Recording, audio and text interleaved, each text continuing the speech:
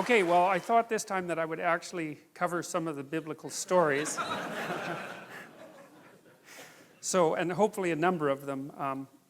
As I said last time, I'm going to go through this, well, as fast as I am able to. I want to do it as complete a job as possible. And of course, the probability that I'll get through the entire Bible is very low. But we'll get through a lot of the major stories in the beginning of it, and that's a good start. And then, assuming that this all goes well, then maybe I'll try to do the same thing again, either in the fall or next year. So, assuming that everything is still working out properly next year. It's a long ways away. All right, so I guess we'll start. So last week, I talked to you about a line in the New Testament that was from John, and it was a line that was designed to parallel the opening of Genesis, and it's a really important line, and I thought I would re-emphasize it because the Bible is a book that's been written forward and backwards in time in some sense, like most books, because if you write a book, of course, when you get to the end, if you're the writer, you can adjust the beginning and so on. So it has this appearance of linearity, but it isn't linear. It's like you're God in some sense standing outside of time. That's your book, and you can play with time anywhere along it. And the people who put the book together, or the books together, took full advantage of that, and that makes the story, it gives the story odd parallels in many, many places, in a very large number of places. And this is one of the major parallels, at least from the perspective of the Christian interpretation of the Bible, which of course includes the New Testament. And so there's this strange idea that Christ was the same factor or force that God used at the beginning of time to speak habitable order into being. And that's a very, very strange idea. It's not something that can be just easily dismissed as superstition, partly because it's so strange. It doesn't even fit the definition of like a superstitious belief. It's a dreamlike belief in some sense. And what I see many of the ideas in the Bible as is these dreamlike ideas that underlie our normative cognition and that constitute the ground from which our more articulated and explicit ideas have emerged. And this one's so complicated, this idea is so complicated that it's still mostly embedded in dreamlike form, but it seems to have something to do with the primacy of consciousness. And this is one of the biggest issues regarding the structure of reality, as far as I can tell, because everyone from physicists to neurobiologists debates this. There's the stumbling block for a purely objective view of the world seems to me to be consciousness. And consciousness has all sorts of strange properties. For example, it isn't obvious what constitutes time, or at least duration, in the absence of consciousness. And it isn't also easy to understand what constitutes being in the absence of consciousness, because it seems to be the case, well, if a movie is running and there's no one to watch it, I know it sounds like the tree in the forest idea, but it's not that idea at all. If a movie is running and no one's watching it, in what sense can you say that there's even a movie running? Because the movie seems to be the experience of the movie, not the objective elements of the movie. And there's something about the world, at least insofar as we're in it as human beings, that is dependent on conscious experience of the world. Now, of course, you can take consciousness out of the world and say, well, if none of us were here, if there was no such thing as consciousness, then the cosmos would continue running the way it is running. But of course, it depends on what exactly you mean by the cosmos when you make a statement like that, because there's something about the subjective experience of reality that gives it reality. Or at least that's one way of looking at it. And since we're all pretty enamored of our own consciousnesses, although they're painful because they define our being, it's not unreasonable to give consciousness a kind of metaphysical primacy. Now, and it's deeper than that, it's a deeper idea than that, because there are physicists, and they're not trivial physicists like John Wheeler, who believes that in some sense consciousness plays a constitutive role in transforming the chaotic potential of being into the actuality of being. And he actually thinks about it, he's not alive anymore, but he actually thought about it as playing a constitutive role, And then from the neurobiological perspective or from the scientific perspective, it's like consciousness is not something we understand. I don't think we understand it at all. It's something we can't get a handle on with our fundamental materialist philosophy. And I don't know why that is. It's quite frustrating if you're a scientist, but it isn't clear to me that we've made any progress whatsoever in understanding consciousness, even though, well, we've been trying to understand it for hundreds of years, and even though psychologists and neurobiologists and so forth have really put a lot of effort into understanding consciousness from a scientific perspective in the last 50 years. So anyways, what it seems to me is the idea that God used the word to extract order out of, habitable order out of chaos at the beginning of time, which is roughly the right way of thinking about it, seems to me deeply allied with the idea that what it is that we do as human beings is encounter something like a formless and potential chaos. I mean, we're not omniscient, obviously, and we can't just do whatever we want, but we encounter a formless and chaotic potential. That's always what we're grappling with, and somehow we use our consciousness to give that form. And this is how people act. Like, if you look at how they regard themselves, it's how they act, because you say things to people like, well, you should live up to your potential.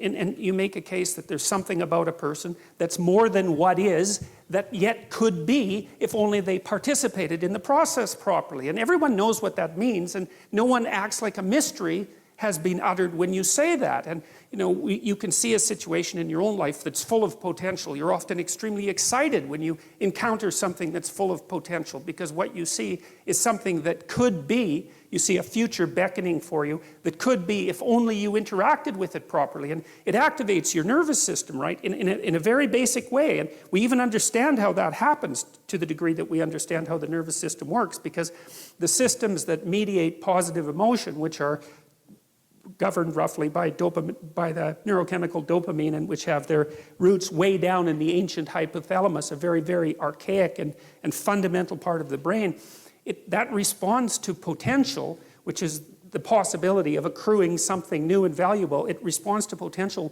with active movement forward and engagement. And so we're engaged in the world as potential, and it looks like consciousness does that. And so there's this idea that, and this is the main idea that I think is being put forth in Genesis 1. It's something like, and you see this in mythology, like from what I've been able to gather, there's always three causal elements that make up being at the bottom of world mythology. And one is the formless potential that makes up being once it's interacted with, and that's generally given a feminine nature. And I think that's because it's like the source from which all things emerge and rise. It's something like that. It's more complicated than that, but it's something like that. And then there's some kind of interpretive structure that has to grapple with that formless potential. And I think that's the sort of thing that was alluded to by Immanuel Kant when he was criticizing the notion that all of our information comes from sense data, which would be the pure empirical perspective, right? Because when you encounter the world, you encounter it with a cognitive structure that already has shape. And so it's already in you, this structure. And without that a priori structure, you wouldn't be able to take the formless potential and give it structure. And I think that's something, it's akin in some way to the idea of God the Father, and I'll try to develop that idea more. It's the notion that there's something in all of us that transcends all of us, that's deeply structural, that's part of this ancient, well, I would say evolutionary and cultural process that enables us to grapple with the formless potential and bring forth reality, roughly speaking. And then there's the final element, and that element seems to be something like consciousness itself, the consciousness that actually inheres in the individual. So it's not only that you have a structure, it's that the structure has the capacity for action in the world. And it's like, you're the spirit that gives the dead structure life. It's something like that. And as far as I can tell, the Trinitarian notion that characterizes Christianity is something like, well, formless potential, which is never given the status of a deity in Christianity. And then the notion that there's an a priori interpretive structure that's a consequence of our ancient existence as beings. It goes back as far in time as you can go, the notion of a structure. And then the idea of a consciousness that is the tool of that structure and that interacts with the world and gives it and gives it reality. And that's the Word, as far as I can tell. And so the notion is that there's a Father, and that's the structure, and there's a Son that's transcendent, that characterizes consciousness itself, and that it's the Son, the speaking of the Son, that is the active principle that turns chaos into order. And God, it's such a sophisticated idea as far as I'm concerned, because, well, there's something about it that's at least phenomenologically accurate, because you do have an interpretive structure, and you couldn't understand anything without it. Your very body is an interpretive structure, right? It's been crafted over, let's say, 3 billion years of evolution. Without that, you wouldn't be able to perceive anything, and it's taken a lot of death and struggle and tragedy to produce you, the thing that's capable of encountering this immense chaos that surrounds us, and to transform it into habitable order. And then there's the idea too, of course, that's deeply embedded in the first chapters of Genesis, which is a staggering idea, you know, and certainly not one that's likely, that human beings were made in the image of God, both male and female were made in the image of God. And that's, of course, a very difficult thing to understand, partly because the God that's referred to in those chapters has a kind of polytheistic element, although it's an element that's moving rapidly towards a unified monotheism. But it's not also obvious to me why people would come up with that concept, because I don't really think that when we think about each other, we immediately think God-like. You know, the notion that every single human being, regardless of their peculiarities and strangenesses and sins and crimes and all of that, has something divine in them that needs to be regarded with respect, and that plays an integral role, at least an analogous role, in the creation of habitable order out of chaos. That's a magnificent, remarkable, crazy idea. And yet we developed it, and I do firmly believe that it sits at the base of our legal system. I think it is the cornerstone of our legal system.